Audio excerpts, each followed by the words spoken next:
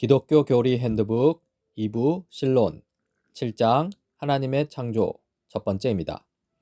하나님의 창조란 삼위일체 하나님이 물질적이고 영적인 모든 것들을 존재하지 않는 상태에서 존재하는 상태로 불러내신 행위를 의미합니다. 성경에는 하나님의 창조가 곳곳에 나타나는데요. 몇 군데를 찾아 읽어보겠습니다. 먼저 구약입니다. 태초에 하나님이 천지를 창조하셨다. 주님만이 홀로 우리의 주님이십니다. 주님께서는 하늘과 하늘 위의 하늘과 거기에 딸린 별들을 지으셨습니다. 땅과 그 위에 있는 온갖 것, 바다와 그 안에 있는 온갖 것들을 지으셨습니다. 주님께서는 이 모든 것에게 생명을 주십니다. 하늘의 별들이 주님께 경배합니다. 그 옛날 주님께서는 땅에 기초를 놓으시며 하늘을 손수 지으셨습니다. 너희는 고개를 들어서 저 위를 바라보아라. 누가 이 모든 별을 창조하였느냐? 바로 그분께서 천체를 수유를 세어 불러내신다. 그는 능력이 많으시고 힘이 세셔서 하나하나 이름을 불러 나오게 하시니 하나도 빠지는 일이 없다. 권능으로 땅을 만드시고 지혜로 땅덩어리를 고정시키시고 명철로 하늘을 펼치신 분은 주님이시다. 산을 만드시고 바람을 창조하시고 하시고자 하는 것을 사람에게 알리시고 여명을 어둠으로 바꾸시고 땅의 높은 곳을 밟고서 걸어 다니시는 분, 그분의 이름은 주 만군의 하나님이시다. 다음으로 신약입니다. 모든 것이 그로 말미암아 창조되었으니 그가 없이 창조된 것은 하나도 없다. 만물이 그분 안에서 창조되었습니다. 하늘에 있는 것들과 땅에 있는 것들, 보이는 것들과 보이지 않는 것들, 왕권이나 주권이나 권력이나 권세나 할 것 없이 모든 것이 그분으로 말미암아 창조되었고 그분을 위하여 창조되었습니다. 우리의 주님이신 하나님, 주님은 영광과 존귀와 권능을 받으시기에 합당하신 분이십니다. 주님께서 만물을 창조하셨으며 만물은 주님의 뜻을 따라 생겨났고 또 창조되었기 때문입니다. 이 창조는 삼위일체 하나님이 하시는 일인데요. 먼저 성부의 창조입니다. 우리에게는 아버지가 되시는 하나님 한 분이 계실 뿐입니다. 만물은 그분에게서 났고 우리는 그분을 위하여 있습니다. 이 성자 또한 창조하십니다. 그리고 한 분 주님이신 예수 그리스도가 계십니다. 만물이 그분으로 말미암아 있고 우리도 그분으로 말미암아 있습니다. 성령 또한 창조에 참여하십니다. 태초에 하나님이 천지를 창조하셨다. 땅이 혼돈하고 공허하며 어둠이 깊음 위에 있고 하나님의 영 성령은 물 위에 움직이고 계셨다.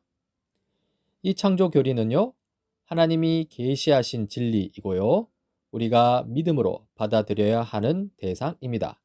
이 히브리서 기자는 다음과 같이 말합니다. 믿음으로 우리는 세상이 하나님의 말씀으로 지어졌다는 것을 깨닫습니다. 보이는 것은 나타나 있는 것에서 된 것이 아닙니다. 이 하나님의 창조는 무로부터의 창조인데요.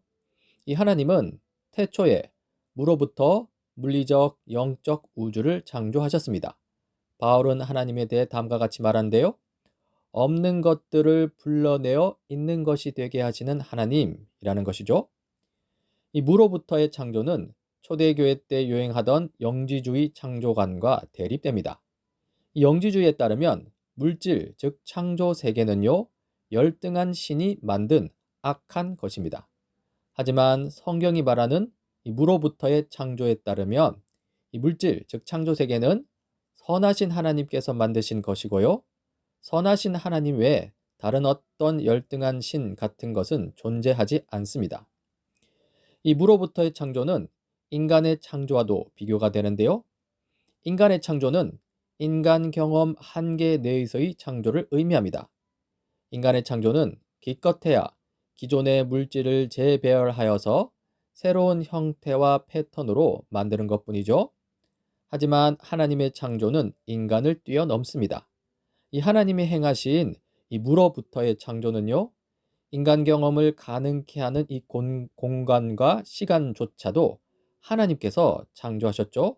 그런 바 하나님의 창조는 공간과 시간에 얽매이는 인간의 이해를 확실히 초월합니다. 따라서 창조 교리는요, 인간의 이해를 바탕으로 받아들이는 것이 아니라 하나님의 계심을 바탕으로 확신 가운데 받아들여야 할 진리입니다. 이 무로부터의 창조는 구속 사건과도 비교됩니다. 사실 구속 사건에는요, 무로부터의 창조를 떠올리게 하는 중요한 유비가 있습니다. 고린도후서 4장 16절입니다. 어둠 속에 빛이 비춰라 하고 말씀하신 하나님께서 우리의 마음속에 비추셔서 예수 그리스도의 얼굴에 나타난 하나님의 영광을 아는 지식의 빛을 우리에게 주셨습니다. 이 거듭난 신자 안에 새로운 생명 또한 이 무로부터의 창조와 비슷하다는 것이죠. 실로 성령 안에서의 새로운 삶은요, 기존의 삶을 수리한 정도에 불과한 것이 아닙니다. 근본적으로 새로운 존재를 창조한 것입니다. 그래서 사도 바울은 다음과 같이 말합니다. 누구든지 그리스도 안에 있으면 그는 새로운 피조물입니다. 옛 것은 지나갔습니다.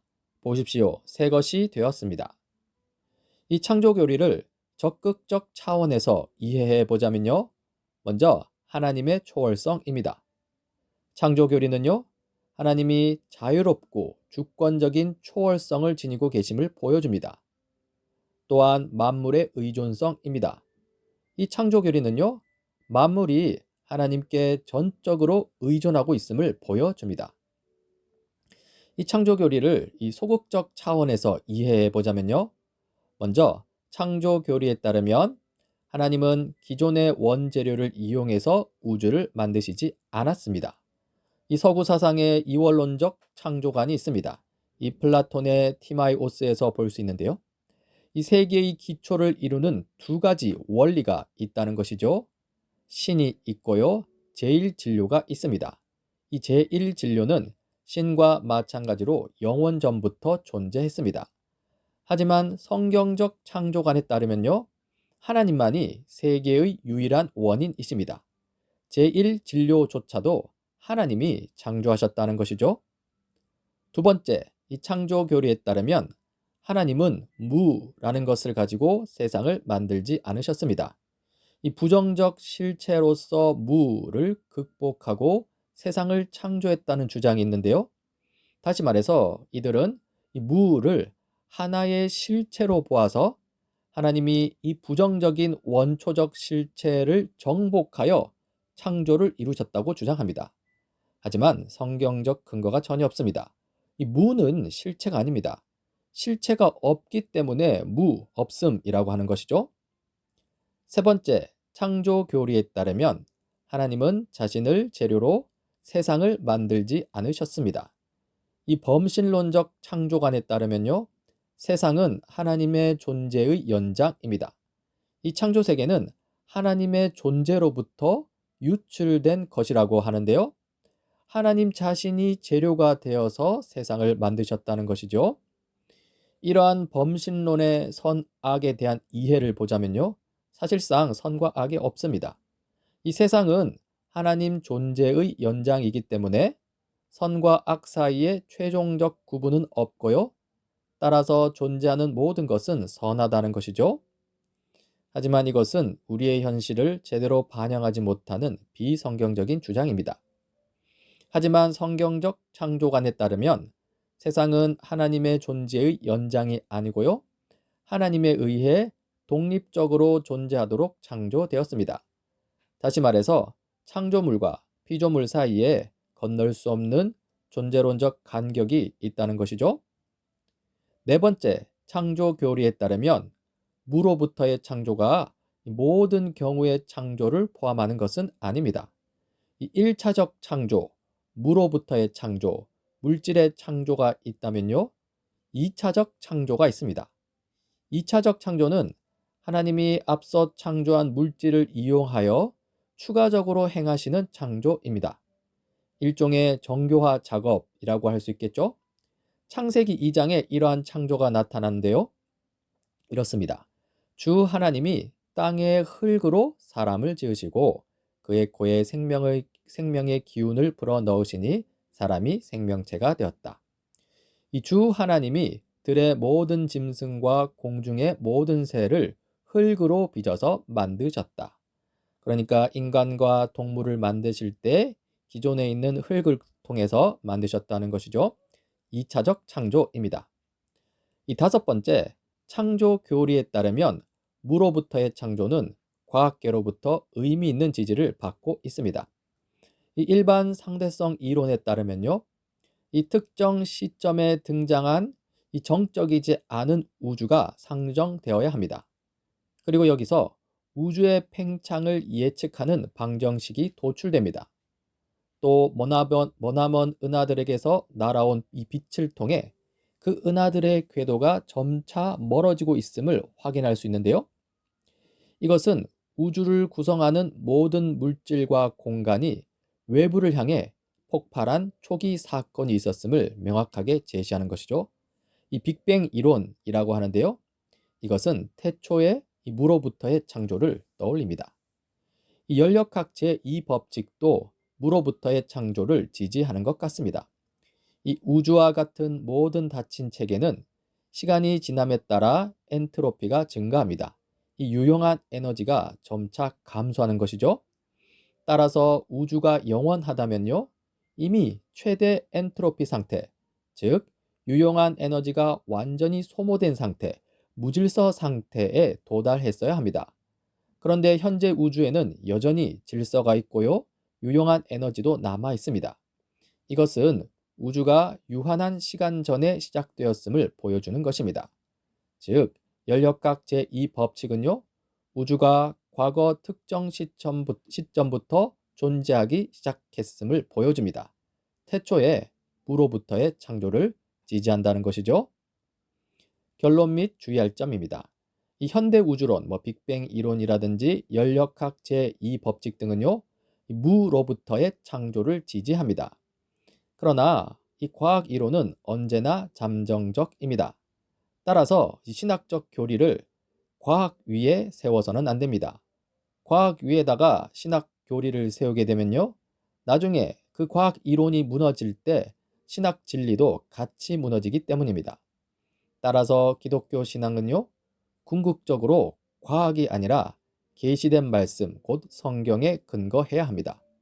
과학은요, 부가적 설명이지 토대나 기초가 아니라는 의미입니다. 이 다음으로 계속되는 창조인데요. 이 창조의 또 다른 개념이 세상을 붙드심입니다. 하나님은 세상을 끊임없이 유지하고 새롭게 하시는데요. 이것 또한 하나님의 창조 행위에 포함된다는 것이죠. 관련된 성경 몇 군데 찾아 읽어보겠습니다. 그는 자기의 능력 있는 말씀으로 만물을 보존하시는 분이십니다. 만물은 그분 안에서 존속합니다. 그분은 모든 사람에게 생명과 호흡과 모든 것을 주시는 분이십니다. 이렇게 세상을 붙드시는, 보존하시는 창조를 계속되는 창조라 할 수 있는데요. 계속되는 창조는 이신론과 비교할 수 있습니다. 이신론은요, 하나님의 지속적 창조 활동을 부정하고요, 이 과거의 일회적 창조, 무로부터의 창조겠죠. 그런 창조만을 인정합니다. 하지만 계속되는 창조에 따르면요, 하나님은 무로부터의 창조뿐만 아니라 지금도 지속적인 창조 활동을 하고 계십니다. 계속되는 창조가 무로부터의 창조를 배제하지 않는다는 것이죠. 이 계속되는 창조에 관한 성경의 언급을 살펴보고자 합니다. 먼저 직접적인 계속 창조입니다. 이 자연 질서 유지에 주로 나타나는데요. 먼저 별과 계절에 나타나는 계속 창조입니다. 하나님께서 자기를 드러내지 않으신 것이 아닙니다.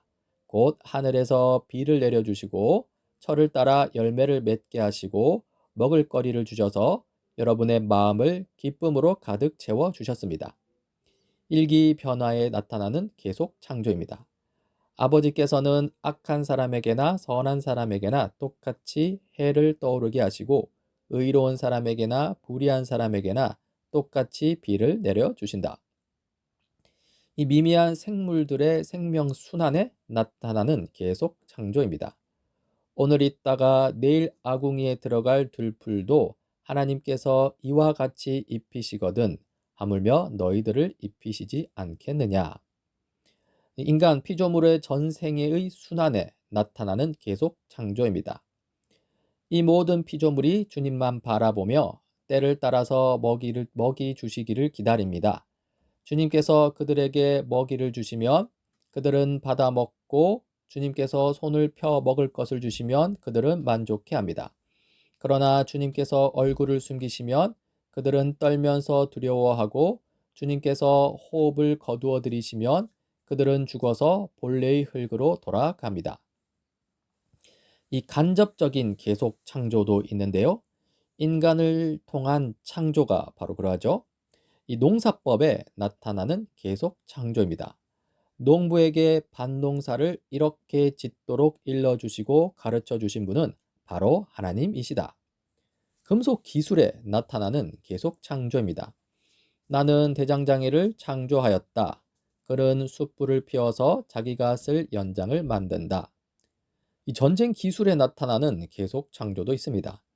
주님은 내 손을 훈련시켜 전쟁에 익숙하게 하셨고 내 손가락을 단련시켜 전투에도 익숙하게 하셨다. 성막 제작 기술에 나타나는 계속 창조입니다. 보아라, 내가 유다 지파 사람 훌의 손자요 우리의 아들인 부살레를 지명하여 불러서 그에게 하나님의 영을 채워주어 지혜와 총명과 지식과 온갖 기술을 갖추게 하겠다. 이 계속되는 창조는 있어도 되고 없어도 되는 그런 창조가 아닙니다. 만물이 유지되기 위해서는 필수적으로 필요한 창조인데요. 만일 하나님이 만물을 붙드는 그분의 말씀을 거두시면요, 모든 영적 물질적 존재는 순식간에 무로 전락하여 존재하지 않게 될 것이기 때문입니다. 실로 우주가 존재하기를 멈추지 않는 이유는요, 존재하기를 시작한 것 못지않게 하나님의 기적적 활동이 있기 때문입니다. 이 처음 창조와 마찬가지로 지금 또 매 순간 하나님께서 창조 활동을 하고 계시다는 것이죠. 참으로 우리는 하나님의 은혜로 매 순간을 삽니다. 우리의 모든 호흡은 하나님의 선물입니다. 하나님은 모든 사람에게 생명과 호흡과 모든 것을 주시는 분이십니다. 다음으로 언어의 문제인데요. 이 관련하여 잘못된 구분 언어 사용이 있습니다. 이 자연, 초자연 모델인데요. 이 자연은 우주에 내재하는 실체들이 직접적 인과관계에 따라 작용하는 과학의 영역을 가리킵니다. 여기서 초자연은요, 하나님이 존재하고 활동하시는 종교의 영역을 가리킵니다. 이렇게 자연, 초자연이라는 언어로 창조 행위를 좀 구분하고자 하는데요.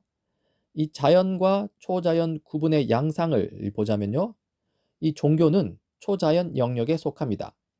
하나님은 과학적 설명의 틈새, 즉 자연이 초자연의 자리를 내주어야 하는 곳, 그곳에서만 활동하십니다. 한편 과학은 자연 영역에 속합니다. 이렇게 되면요, 과학자들이 점차 설명 방법을 찾고 인과관계를 발견함에 따라 초자연적 개입의 영역은 사실상 사라지는 것이죠. 이렇게 자연, 초자연 구분의 결과는요, 종교와 과학의 충돌입니다. 이 초자연 영역을 사수하기 위해서 신앙인들은 과학적 결과를 부인해야 합니다. 반면에 자연 영역을 확장하기 위해서 또 과학자들은 참된 성경적 종교를 부인해야 합니다. 이렇게 자연, 초자연을 구분하여 각각의 과학과 종교를 위치시키는 것은요, 과학과 종교의 갈등을 강화시키고 맙니다. 이런 구분은 잘못된 구분입니다.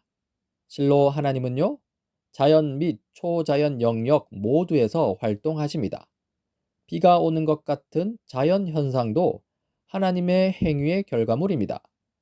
바다가 갈라지는 것과 같은 초자연적 기적 사건도 하나님의 행위입니다. 따라서 올바른 구분이 필요한데요. 이 내재 초월 모델이라고 하면 좋을 것 같습니다. 이 내재 영역은요, 과학으로 설명 가능한 하나님의 행위 영역입니다. 자연 현상이죠. 반면 초월 영역은요, 과학으로 설명 불가능한 하나님의 행위 영역입니다. 기적 사건 등이 있겠죠. 하나님은요, 자연 현상을 통해 인간이 이해할 수 있는 방식으로 자신의 일하심을 보여주기도 하고요. 때때로 기적을 통해 인간 이해를 초월하여 일하시기도 합니다. 자연이든 초자연이든 모든 영역에서 하나님은 창조주이십니다.